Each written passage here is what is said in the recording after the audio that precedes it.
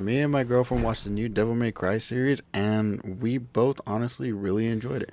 Me, probably more so than her, but it's understandable because, well, I am a way bigger fan than her. But oh well, she enjoyed it too, so I'm not complaining. It was a good time for both of us. As I said, I loved it, and I think it's doing really good, especially with the rating of 93% on Rotten Tomatoes.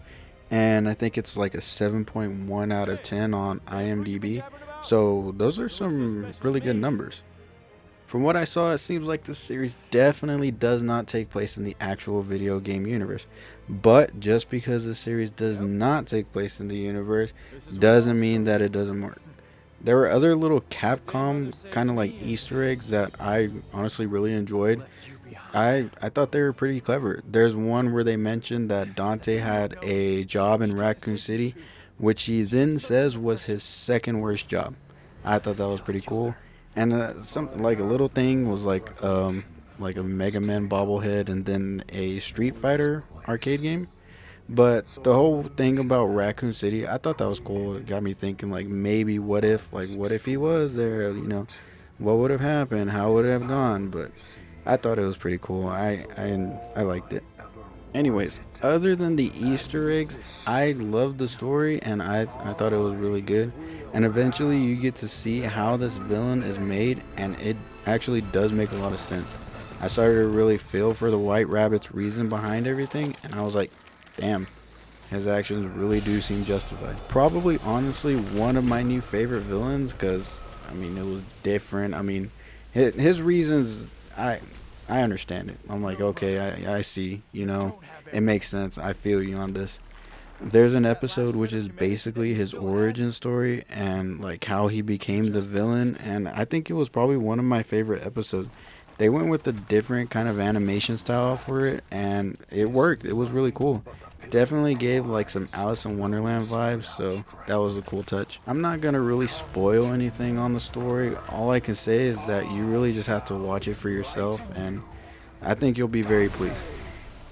The whole voice acting cast was, they did a good job. They did a great job actually. You can definitely hear the Batman and Kevin Conroy's character, which definitely hits hard, especially considering that we lost him earlier, and rest in peace.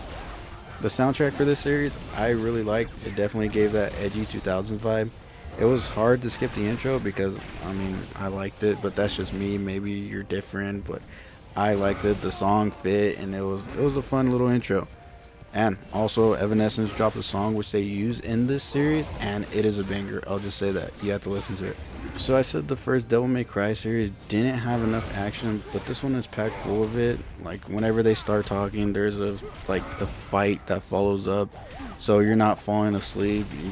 It keeps you like focused, entertained, and I don't think there was one episode where they didn't have any fighting actually. To me, it seemed like there was the right amount of talking and the right amount of action, which balanced out really well. So basically, you get the story and you get the action. It's only about 8 episodes, which is, for me, a bummer, especially considering I just blew through it, which is totally my fault. But it did leave off on a cliffhanger, which is good because that means we're definitely getting this second season. But we gotta wait probably like another year. Bummer.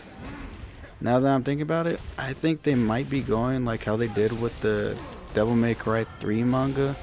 The first season is pretty much about Dante with some of the lady in there.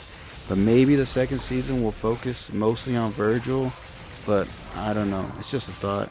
So it could be like Virgil's, what's going on with him leading up to the events of this first season. All in all, I gotta say, I really love this new series. IGN will probably give the series a 4, but I think it's a solid 8. But that's just my opinion, and I am the little guy, so my opinion doesn't really matter. With that being said, I am going to end the video off here. I appreciate anybody who watches this. This is just like a short little review that I wanted to do because I really did enjoy this series. But I want to say thank you to the new subs. I really appreciate it. And thank you to the viewers. So that's going to be it for this one, and I will see y'all in the next one.